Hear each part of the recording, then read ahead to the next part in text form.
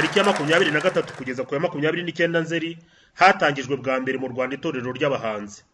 Iki kikaba ari igikorwa cy'ubushishozi n'ubwenge iyo urebye uruhare abahanzi bagira bashobora kugira mu kubaka cyangwa gusenya umuryango nyarwanda. Kuba twaratekereje nka Minisiteri ya Siporo n'Umuco kugira itorero ryihariye ry'abahanzi nuko twasanze icyiciro cy'abahanzi ari icyiciro cy'abanyarwanda bafite akamaro kanini cyane mu muryango nyarwanda kuko ni abatoza, kuko ibihangano bakora bitanga ubutumwa. Abahanzi ni abantu bafite ibikorwa bakora bikurikirwa n'abanyarwanda benshi. Twumva biramutse bikozwe mu buryo bunoze mu mitekerereze mizima ishingiye kuri za ndangagaciro za kinyarwanda,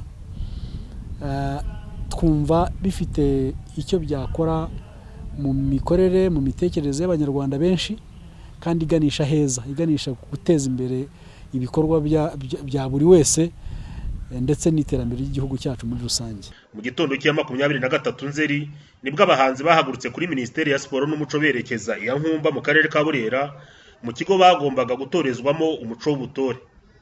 Mu ikubitiro babanje kumvishwa akamaro k'umwihariko wo gukurikira imyitozo bari bagiye guhabwa. N'ubwa mbere mu mateka y'igihugu cyacu abahanzi bahurizwa hamwe kugira ngo bazaganire ibyiza. Bamwe bakunze kwibaza ngo tuzigishwa iki ko tubizi byose, kabone n'ubwo mwabimenya byose ariko mwabizi ukwe undi ukwe bidafite injyana y'icyerekezo kimwe ntabwo byagira akamaro cyane.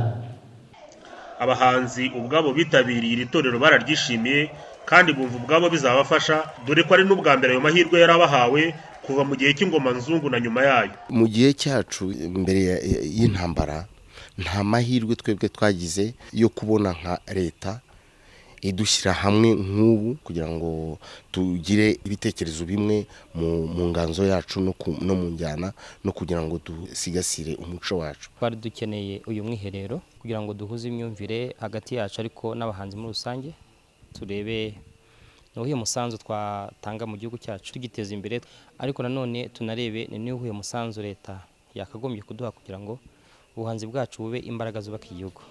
Aba bahanzi bakaba ari ba Rubimburira ngabo kuko iki ari igikorwa Minisiteri ya Siporo n'Umuco izakomeza kugira ngo bose bazatozwe bityo hatazagira usobanyiriza bagenzi be. Iki cyo cyiciro cya mbere cy'itorero ry'abahanzi ariko twavuze ko atari icyiciro cya nyuma. Turatangiye tuzagira n'ibindi byiciro ku buryo n'abataje uyu munsi bashobora kuzagira amahirwe yo kuzagira. Aba bahanzi bari bagizwe n'ibyiciro 8: abakora umwuga wa sinema, abakora muzika, abo mu mwuga w'imbyino gakondo, abanditsi, abanyabugeni, abashushanya, abahanzi b'imbyino za kizungu n'abakozi ba Minisiteri ya Siporo n'Umuco n'ibigo bishamikiyeho bakorana n'aba bahanzi mu buzima bwabo bwa buri munsi.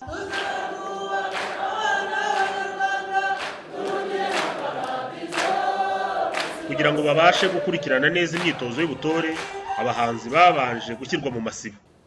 Isibo ni itsinda rito ry'imitoreze rituma buri wese amenyekana ko ari icyo ashoboye, kuba indashyikirwa, ubushobozi n'ubugwari bwe bukamenyekana.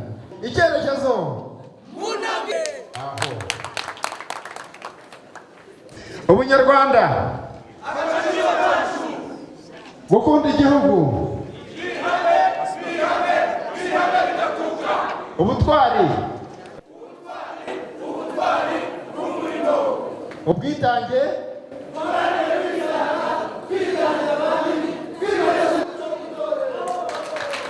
kwihesha agaciro,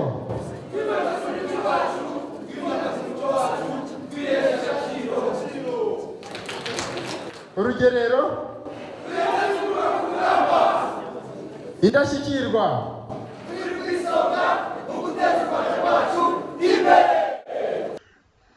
muri ayo masibo atandukanye batojwe n'abatoza basanzwe muri komisiyo y'igihugu y'itorero n'abandi batoza bari bamaze iminsi babitorejwe, kuko iri torero ry'abahanzi ryabanjirijwe n'iry'abatoza barimo abaturuka mu ihuriro ry'abahanzi n'abafatanyabikorwa baturuka muri Minisiteri ya Siporo n'Umuco no mu bigo bishamikiyeho. Intore z'abahanzi zatojwe indangagaciro z'ibanze zirimo indangagaciro y'ubunyarwanda, gukunda igihugu, ubunyangamugayo, ubutwari, ubwitange, gukunda umurimo no kuwunoza no kwihesha agaciro. Izo ndangagaciro bakaba barazironse mu biganiro no mu mikorongiro bahawe mu karasisi, imyitozo ngororamubiri no mu gutarama no mu guhiga batojwe. Bahawe ibiganiro byinshi, muri ibyo harimo ikiganiro ku rugamba rwo kubohora u Rwanda gikubiyemo ubutwari, gukunda igihugu no kwitanga, ariko byose isoko ari umuco nyarwanda. Ikintu gikomeye cyane kitajya gipfa ni ikintu cyitwa umuco nyarwanda.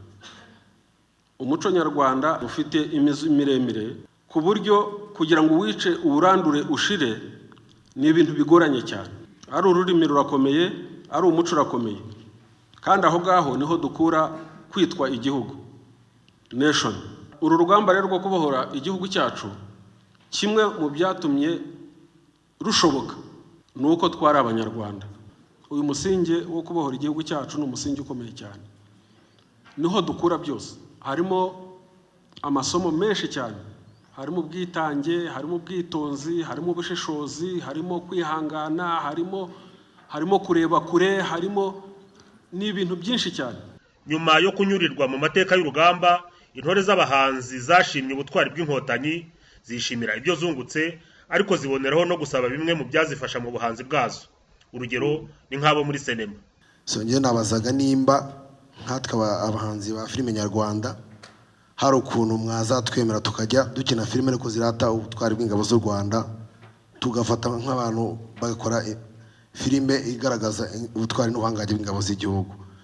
Nimba mwajya mudufasha mu bikoresho bya gisirikare cyangwa se no kuduha uburenganzira bwo kuba twakora filime irata iby'ingabo z'u Rwanda. Abakina filime bashaka icyerekeranye n'ingabo icyo ari cyo cyose, mwe mwandike simu yanyu neza, muze tuyiganire, tubafashe uburyo mwayikina. Ikindi kiganiro izi ntore z'abahanzi zahawe kirareba umutekano w'igihugu, cyatanzwe n'umukuru wa polisi. Nyuma yo kubabwira uko umutekano wifashe mu gihugu n'uko u Rwanda ruhagaze mu ruhando rw'amahanga, komiseri mukuru wa polisi y'igihugu yibukije imbaraga zikubiye mu buhanga abahanzi bahatse, yibutsa ko biba akarusho mu kumenya kuzikoresha neza, kandi ko bazihurije hamwe n'iza polisi y'igihugu umutekano warushaho gusugira ugasagamba.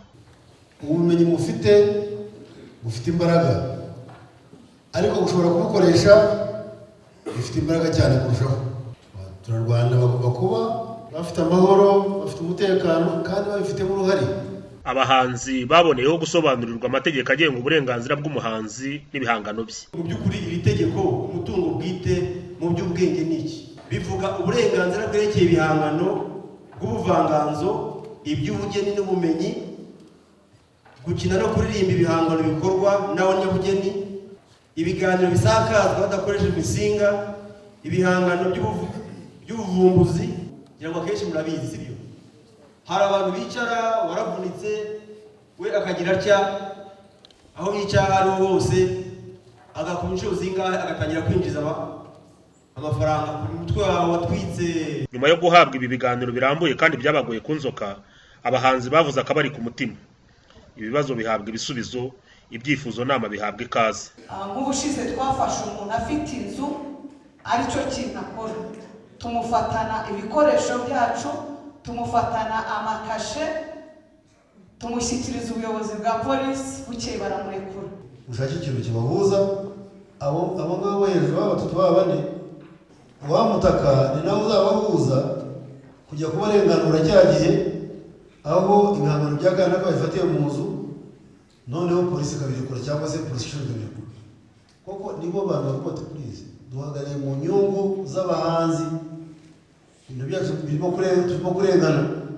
Ikindi cyo nababwira nacyo ni kuzafatanya na Interpol gukora amahugurwa yayo, uburyo ki ibi byaha ndengamupaka i Burayi bacuruza nyine ibihangano byayo, uburyo mwakwitabaza Interpol. Itangazamakuru ryacu hano n'abahanzi bimeze nk'abantu simbizi, ni nk'injangwe n'imbeba kuko umuhanzi kugira indirimbo y'ikimwe hariya si uko iba ari nziza, ahubwo twebwe hari inzira tuyinyuzamo ngo ni akantu. Niba nasohoye indirimbo mu manageri kugira indirimbo ikimwe kuri radiyo ni gatatu hehehehehe, biransaba budget y'amafaranga runaka, ngenda nkaha wa mupresenta kugira ngo buri kanya azi gukina ya ndirimbo.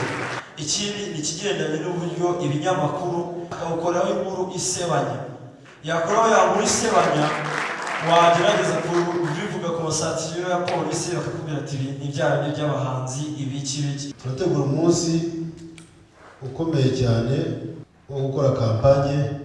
Uwo munsi hakaza no kuba gusinya amasezerano mu buryo twumvikanye imikorere n'imikoranire, ariko bizaba bikubiye muri ayo masezerano niyo tuzubahiriza mu nyungu zanyu no mu nyungu zacu no mu nyungu z'igihugu cyacu. Ni ugusinyana n'ihuriro ryanyu bariya bari hejuru. Uyu ni umusogongero kuko ubundi ibi biganiro byari birebire kandi bikungahaye kuri byinshi. Ibindi biganiro bagiye babihabwa n'abandi bashyitsi banyuranye n'abatoza babo ubwabo. Nk'ikiganiro kireba amateka y'ubukoloni mu Rwanda, bigiyemo indangagaciro yo gushimishwa n'ukuri no kumenya ubukungu umuco w'u Rwanda uhatse. Turahinduka iyo umuntu yakwibye umuco w'ujyana abakontororiza. Niyo mpamvu ubona umwana w'umukobwa w'umunyarwandakazi mwiza cyane, umukobwa w'imibiri yombi mwiza rwose neza, cyangwa se wirabura, akuva ni mubi akagenda akajya muri farumasi agura amavuta amutukuza akisiga aho ari hose, mbere ko yahinduka iki. Noneho n'ikindi bikora bivana icyizere, kwizera birashira. Niyo mpamvu ubona muragenda ugafata ikositimu na karuvati hashyushye ukayambara ukanigiriza kugira ngo ujye kuri diregiteri, cyangwa ukagenda akaba tugere agashaka imisatsi y'artificial kugira ngo azajye agira gutya mbese babone ko ari umuzungu. Izindi ndangagaciro intore z'abahanzi zazironse mu mikorongiro ahanini irebana no kwikura haga zibikesha ubufatanye. Nyuma bakarebera hamwe uko umukoro wagenze, hagashimwa abitwaye neza, abitwaye nabi bakagororwa, ariko buri gihe hagamijwe isomo bakuramo. Nkaha bahawe umukoro wo kwambuka uruzi birinda kugwamo ngo ingona zitabarya. Ahantu nge narindi ni ukuvuga ngo buri muntu wese ntabwo yumvaga mugenzi we, buri wese yumvaga ko igitekerezo azanye ari cyo cyo. Ni inzitizi ikomeye. Twafashe umwanya munini wo kuburana nk'aho twashyize hamwe ngo dutekereze uburyo twakwambuka rwa ruzi, tunahekane, tunafashanye, buri wese kazana igitekerezo. Nyamara nyuma twaje gusanga hari umuntu watanze igitekerezo cyari kudufasha mbere, ntitwamwumvaho twese tugasakuriza rimwe, biza no gutwara iminota. Binavuze ngo mu buzima busanzwe twebwe ubwacu uko turi abahanzi, ibyiciro bitandukanye, ariko byanze bikunze tuzahora tubreminga Minispoke cyangwa n'izindi nzego ngo ntago zidufasha, ariko ntago bazadufasha twebwe ubwacu tutarashyira hamwe ngo twumvikane tujye n'urwego ruduhuza runatuyobora. Undi mukorongiro ni uguterura igisenge bose bagendera ku mujyo umwe ngo kitadigadiga kikaba cyakonkoboka kigashwanyuka. Isomo tuvuyemo ryigishije cyangwa twigishije twese nk'indashyikirwa gukorera hamwe. Icyambere mu gukorera hamwe tugomba dufite ibitekerezo bitandukanye, buri wese afite ibitekerezo uko atekereza yakubaka igihugu, n'undi ibitekerezo byiwe, nanjye mfite ibyanjye. Duhurije hamwe ibitekerezo byacu tukumvikana, tukabikora mu bwumvikane, mu bwitonzi no mu bushishozi, bishobora kugira aho tuvana igihugu cyacu tukagira aho tukigeza. Hari ubwo dufata nk'ingamba mugenzi wacu akadohoka. Niba umwe adohoye nk'uko washobora kumanura umugozi cya gitenge cyashobora kugwa, niko twabonye ko niba twe dufashe ingamba hamwe dukeneye kuzigumana kandi ntihagire udohoka kubera inyungu ze bwite. Abahanzi bahawe umukoroshusho wo gutegura umunsi mpuzamahanga w'ururimi gakondo, bategura ibyakenerwa byose n'uburyo wakwizihizwa. Urugero mwarutanze mwese, uruhare rw'abahanzi, ubu natangiye no kumenya aho tuzabikorera, natangiye kubitekereza kuko mwampaye ibitekerezo, kuko mbona ko muzashinduka tukagendera hamwe, abantu bakareba ryabanga abanyarwanda bagira ryo gukorera hamwe, turyerekana uwo munsi. Ikigo cyigishirizwamo umuco w'ubutore nanone mu masibo yazo, intore z'abahanzi zigishishwa akarasisi.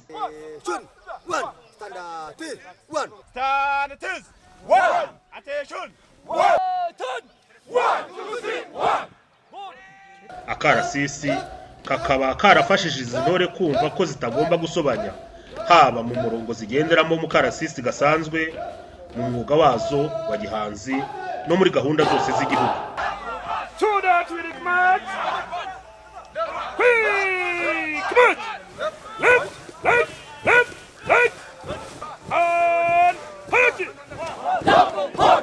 Muri iki kigo cya Nkumba, intore z'abahanzi zigishijwe imyitozo ngororamubiri.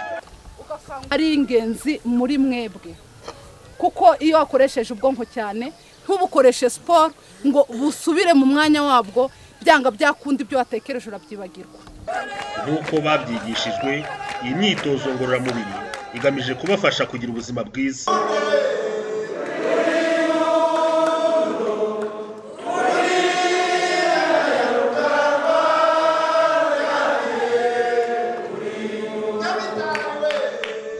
Muri iki kigo kigirwamo umuco w'ubutore, itorero ry'abahanzi ryigishijwe gutarama no guhiga bishingiye ku muco gakondo w'Abanyarwanda. Bahabwamo impanuro zigamije kubaka ubunyarwanda buhamye, ubumwe butajegajega, imibanire myiza, umuco wo gukunda igihugu, imikorere myiza, umuco wo kwigira no kwihesha agaciro. Aha ni na hamwe mu hakomeye higirwaga uburere mboneragihugu. Igitaramo cy'umuryango cyari kigamije kumenya umuryango umuntu akomokamo, ukamenya amateka y'umuryango wawe, harimo kandi kumenya abase, mukamenya imiziro y'uwo muryango, mukamenya isano ufitanye na runaka, ukamenya ngo aho twashyingiye ntahitwarane. Ubwo bwari uburere bwo mu muryango. Igitaramo cy'uburere mboneragihugu nacyo icya mbere cyahuzaga intore n'umuryango ukomokamo. Uko utaragira ishema ry'iwanyu, umenya amateka y'iwanyu, ntabwo usimbuka mu ntege y'igihugu.